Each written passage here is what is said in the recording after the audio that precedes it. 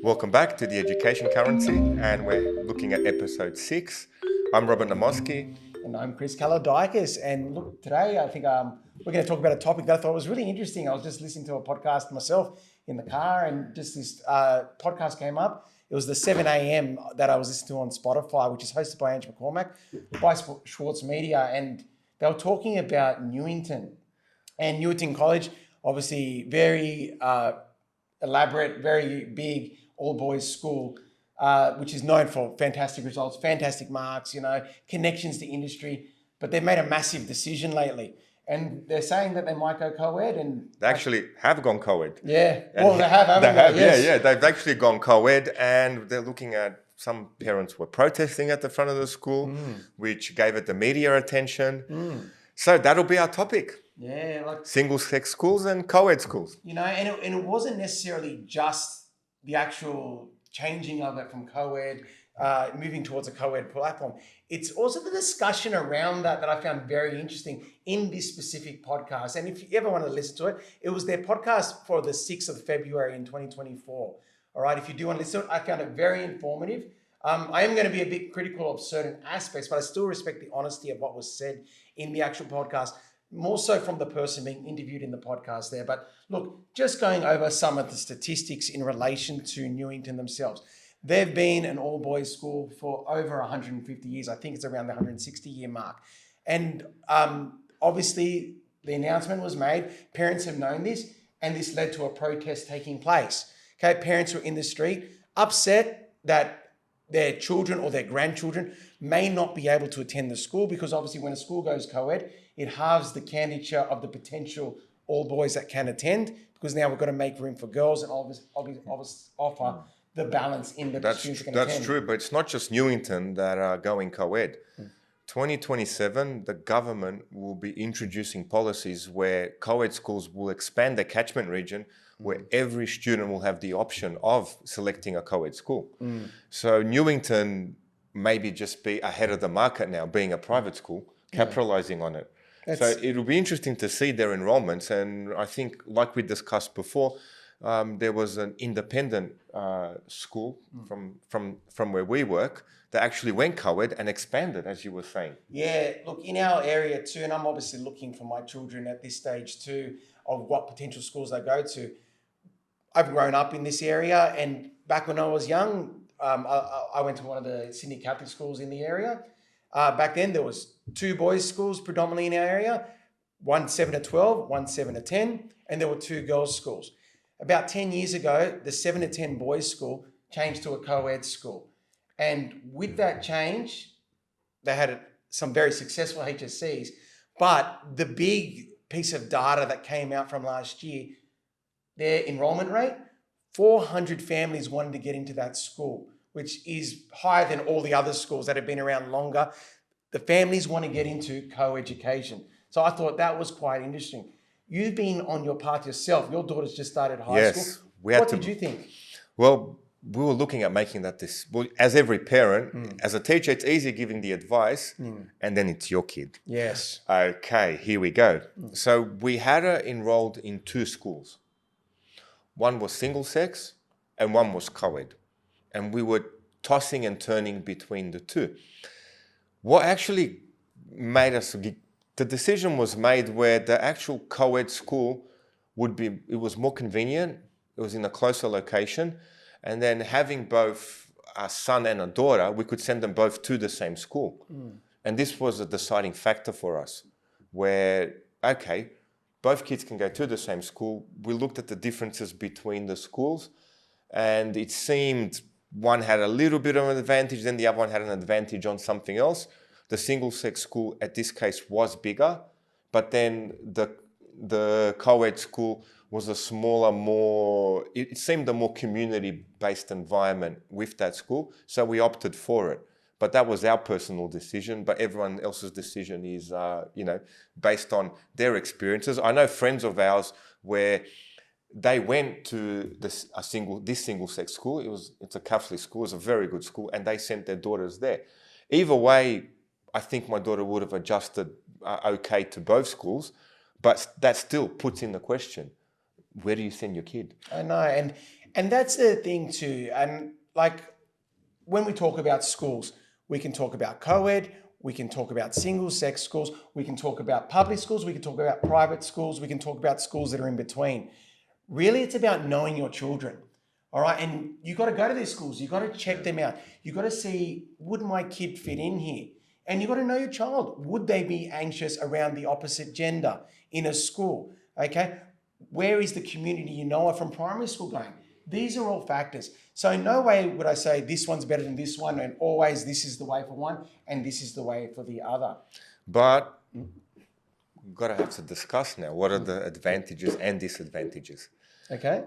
It's a biased opinion, obviously, but for myself in running the tuition center and speaking to parents that have sent their kids to single-sex schools, especially with girls, there could be that, okay, be careful of the bullying factor. It's not as obvious with boys. We're working in a boys' school. Anything happens, it's usually verbal, it's usually physical, and you can see it straight away. You can feel the energy of the room or the playground. Something's not moving right, and straight away, okay, what's happening here? From what I've been told, I haven't worked in a girls' school, things work a little differently, a little bit more, it's under the table, it's not as obvious on the surface. And like you said before, there's just things that you'd have to be careful of with these schools. With boys' schools, it's that physical bullying factor. Is your child themselves excluding themselves from it? Bring them to martial arts, we can solve that. Okay. And with girls, okay, they're friendship groups. How are they forming? How are they in that sort of friendship group? Really good book I've read in getting to understand my daughter was Queen Bees and Wannabes, and this was a book that as a parent I went, oh, okay, as a dad especially, got me to understand the dynamics of the friendships that my daughter will have. Highly recommend it. Yeah, I think I probably should get into that. I've got two daughters myself, and it'd be good to understand them just that little bit better. And so look. Obviously, they are two different types of environments when you look at all boys and all girls and just showing what they are and really what the kids are walking into when they are potentially coming from a co-ed primary school into a high school.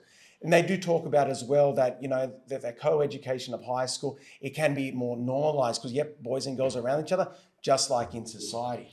Let's then also talk about the flip side. Yes. Okay, what are then the benefits of the single-sex school? And look, I've always worked in single-sex schools. I have done a brief period in an all-girls school, and then for the vast majority of my career, I've been in an all-boys school there too. And I like to think about it as well in relation to all boys and all girls schools. There is obviously the puberty factor, all right? They are teenagers, and without going into specifics, it's a confusing time in your life, and at a lot of levels. And one of the cliches is to say with co-ed, the boys distract the girls and vice versa. And look, it's true to an extent, but I think that's not directly targeting the nail on the head. The big thing is just the awkwardness of that time of life and being around the other gender. Kids at this time, they're getting acne and sometimes they don't want to be seen. Anxiety's through the roof, even in just relation to school alone and the fact that you've got to study. And then you are starting to be around boys or girls, and then these feelings are overcoming you. So it kind of just puts them into a safe environment where that stuff isn't a factor. And I think that is sometimes to the benefit of the single-sex schools in that. No, what do you think, Rob? Oh, all that is open to the debate and discussion. 100%. Absolutely. Again, me personally, it's dependent on the individual child. Definitely. Could be, for example, I'd say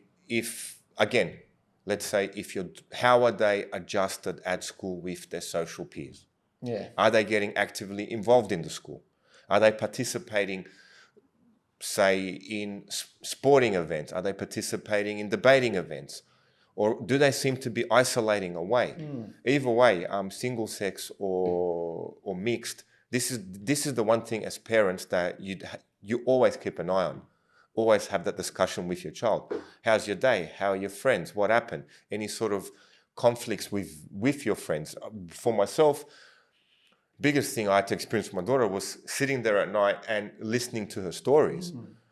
And being a parent, obviously being a martial arts instructor, she's well versed in taking care of herself physically. But that wasn't my biggest problem. No, my biggest problem was her interaction with other girls. I remember she was in year 2, a friend of hers took something off her, and every time my daughter asked to get it back, the friend would cry. And I went, just take it back. What's the problem? But she's crying. I thought about it.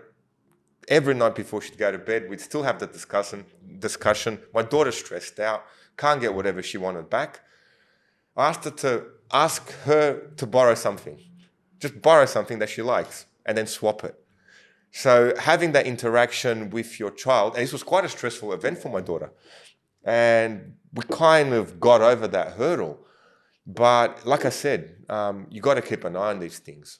But what would be an advantage, would you think, of a single-sex school over a co-ed and vice versa? And vice versa. Well, what would be the advantages, one over the other? I think, I'll start off with single-sex schools. Yeah. I think you've narrowed your target audience. Okay, you've either got all boys or all girls.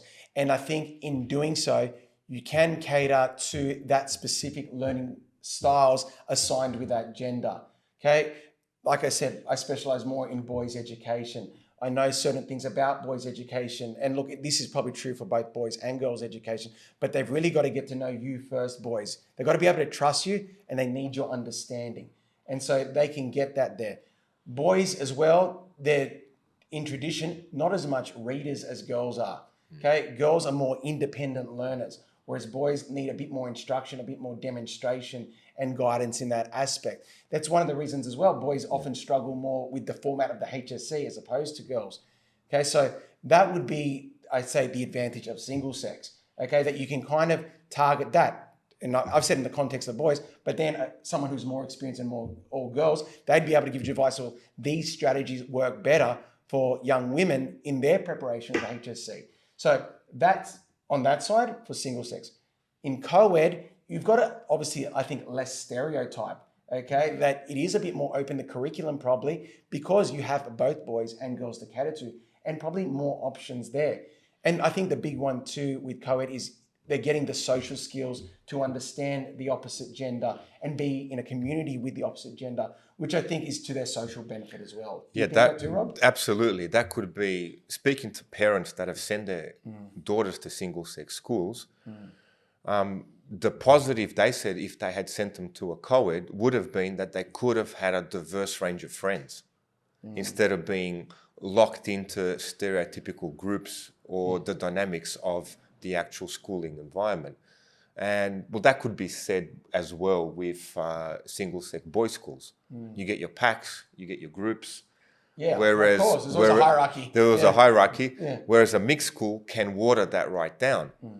But then what would be the disadvantage of a mixed school? Like I said, like we said before, puberty, hormones kicking in. Yeah. How would that interact? Would a girl feel embarrassed about getting a pretty high mark, being then judged not being popular with the boys? Yeah. So these things, there's no hard or fast rule. If there was, it would be solved by the politicians almost immediately. Yeah. But there seems to be a growing case where parents do seem to want co-ed schools now. Yeah, oh, definitely. And actually, if I jump back to the 2 points you said before, and I think they're really important when picking schools too.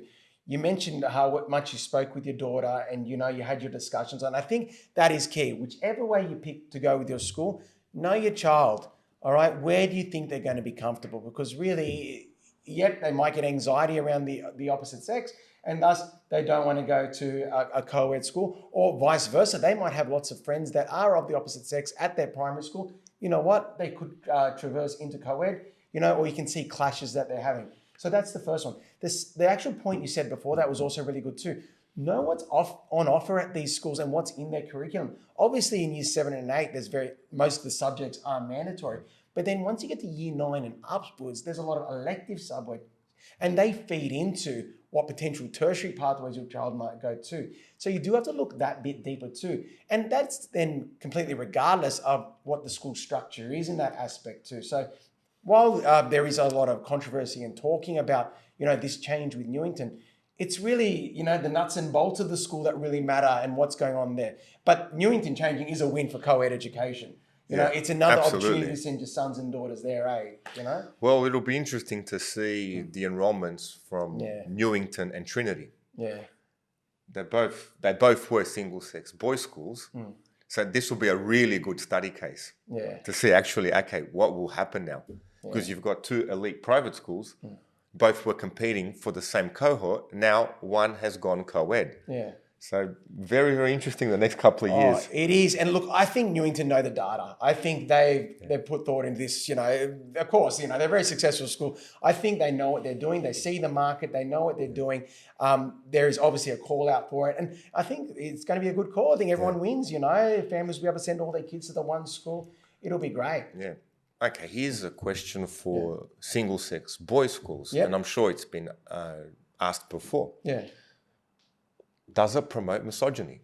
Well, I'm actually glad you asked that because that brings me back to the article that kind of raises and why I really wanted to bring this up tonight.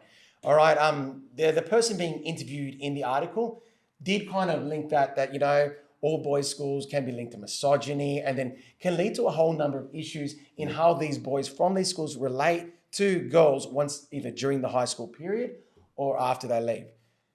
That bit, I think, really did trigger me a bit because I worked my career, very long time in all boys schools. And I have not seen misogyny. I have seen boys, doing stereotypical boy things. And look, I won't go into detail what you might classify that as, but it really paints an offensive picture of what boys in all boys schools are. Like, they're not all these jocks or confident kids, and they're dismissive of women and all that. Like, I thought that was really offensive because, I see these young boys and, they're young boys. They come in as kids. They go through teenagers. And yes, they leave as young men, but they are vulnerable. They're trying to learn. They're putting themselves out of their comfort zones. And I think, that is why, once again, back to single-sex education, I'm proud of the school I work in for giving them that safe environment for them to learn in, and no, it's not anti-female. And if there is anything discussed along those lines, teachers will address that, but it's... I think the boys sorted out themselves very quickly. Well, the school we're at, any sort of misogyny, you're isolated. Yeah, you'd be looked at almost as a low intelligence. Yeah. And the boys would actually shun you away. It seems to be the case from everything I've noticed. Yeah. The intelligent boys, the ones in the good classes, and from the classes I take, the higher level maths, haven't seen any indication of it. Maybe you would get from the boys who are not as academic, who may want to mouth off something, but they're stared down pretty hard. They are. I've noticed it in the playground. Any sort of misogynistic actions, you get that stare down from the other boys where they go, oh, wait a second, this guy's a bit of a knob. And so they kind of, from what I've seen, that these men seem they seem to be sorting it out themselves. But then to look at misogyny, that's another episode as well. I mean, where does it really come from? Does it come from the school? Or does it come from that kid's home environment and etc.? So you could say any kid or boy that's misogynistic, there could be problems at home. Yeah, it's not necessarily the school that's the source on that, is it? Yeah, it could be. You could have learning disabilities. You could have severe conflict at home. It's actually a gateway to look into other problems that the boy is having. Misogyny isn't something that is a healthy part of our society or a healthy part or the makeup of any child. It is an actual doorway that you want to look into to actually improve this child, because being misogynistic in this day and age, you will suffer in your life. Yeah. And that's actually a very good point, because although I would never call any of my students at our school this, okay, there are jerks in society, all right? And it not necessarily the school they went to made them that way. People are going to make mistakes in life. Yeah. Okay, they're going to make poor choices. All right, and all those... narcissists exist even in the school. It could be an intelligent boy, but they're intelligent enough to keep those opinions to themselves. Yeah. What they're like in personal relationships could be something else. Yeah. But if a boy who becomes a man is inclined that way, it's not something in this day and age that is expressed. Yeah. And I believe that can happen at a co-ed school. Yeah, any school. Girls can be jerks too. There was a sad case where an actual girl in a private school was killed by her psychopathic boyfriend. I forgot the private school where it happened. Yeah. I remember the story, but I won't mention the name. Yeah, it was a few months ago. We won't mention it, but they came from a private school. Then they worked in the actual school, and all of a sudden they were interviewing the other boys. It was a little bit weird, kind of a little bit off-putting. So there are indicators for this. You could call it a psychological disorder more than anything else. So misogyny actually could be labelled that. Yeah. And look, the other layer that comes to this as well then, and they align this with all boys schools more in the independent and private layer, is then that of privilege and the equity of these schools. And Newington was viewed as this, as they get special privileges and then they're lined up for life and they get success. And look, I will also commend the person being interviewed once again, as I am criticizing her for the things she said. Yeah. She admitted that she went to a female school that was also, you could say, is viewed as privileged. So this idea of privilege, and the school you're referring to in this situation too, would also be viewed that way, in that due to its incestuous nature, perceived, I should say, does that lead to teaching young people that they are better than others and they can do what they want? I don't know. What's your view of that? Is that then linked to making misogynistic? I wouldn't. Parents spend a lot of money sending these kids to these schools. Yeah. And even if they're corporate professionals, a whole parent's paycheck goes into it. It's not something easily done. Yeah. So they do it for a reason, for a privilege, or maybe to get the social connections that can give you a bit more of a head start. Either way, both you and me coming to Australia as immigrants, we always try and better ourselves, further ourselves. You know, I think I read a case somewhere. My dad caught a train to work. I drive a car to work. Am I privileged more than my dad? Absolutely. And I think the school we work in, we get students that have moved up the social economic ladder compared to their parents. Yeah. Most of the parents that send the kids to our school went to public schools. Now they're sending, not that there's anything wrong with public schools. No. I myself went to a public school, but now the same parents are sending them to Catholic schools. So this is Australia. You get the opportunity to actually, give your kids that one step better than you had. It's a natural thing as a parent. So can you attack the parents for doing this? No. Do the parents actually spend a lot of money to do this? Yes. Are the parents themselves privileged in a way? Maybe, but they do struggle to send the kids there. Yeah, all those kids that go to these private schools, they don't come from multi-millionaire, CEOs or people with, trust funds in the millions. There are a certain percentage that do, but the rest don't. And everyone does the best they can for their child in sending them to these schools. But then, does the school really give you that much of an advantage in doing that? That's another podcast topic altogether. Yeah. Whereas I believe an independent school, we'd be biased, of course. The one we're at, we're very happy we're very there. Happy. Yeah, we're very happy there. We've got great staff, phenomenal principal and leadership, and that just. I'm getting a promotion. So you definitely are. No, I'm not. I like where I am. The kids have all the advantages that they have. Yeah. I mean, we've been at the Premier of New South Wales come to the school where we're teaching at. And then again, the Prime Minister of Australia went to a public school. So really, what is the advantage of sending your kids to private schools? Yes, the social network, they may get the connections later on in life, but really, will they? That's it. It all comes down to your individual child and what's on offer. And once again, it's hard to categorize because every independent school is different. Okay, the teachers they have there, their budget, their funds, what they invest in. Okay, the socioeconomic status of the area that you're in.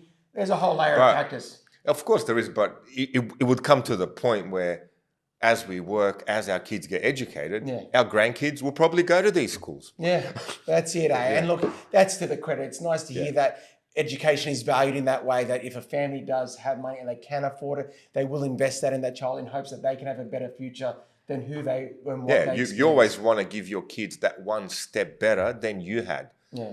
Whether it is better, as a parent, of course, you're always going to try. And that's where you can see as well what these parents in Newington who were protesting the street, while it might have been ridiculed by, I feel a bit in the actual article, they wanted the opportunities for their child. So you can't really criticize those parents either for being in the street protesting. They're doing what they think is right. Welcome to democracy. You have a right to protest, but they're still going co-ed. Yeah, they're still going, I know. They're still going it's not going to happen, but, good on them. You wanted them to have their voice, eh? Yeah, absolutely. Yeah. So you taught at both. You've taught at both schools, male, all boys and all girls. All boys, all girls. Yeah. What would be the big difference that you would say?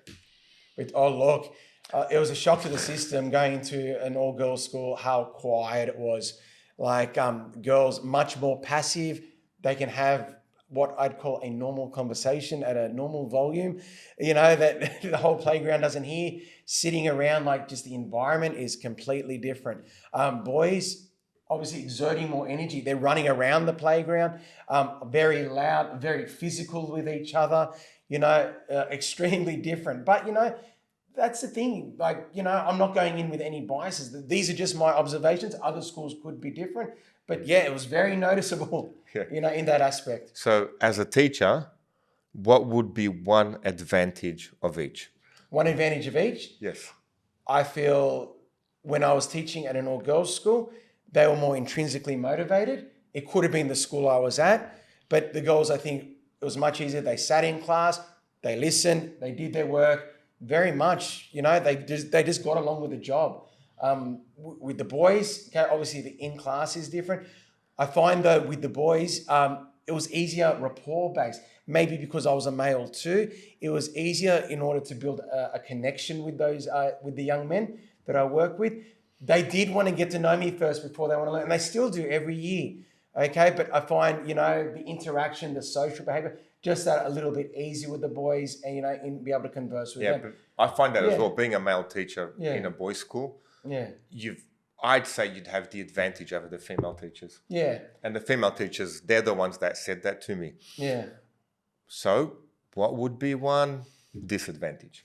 A disadvantage of the boys, I think. And the girls. In the Both. boys where I've got the more experience, probably discipline.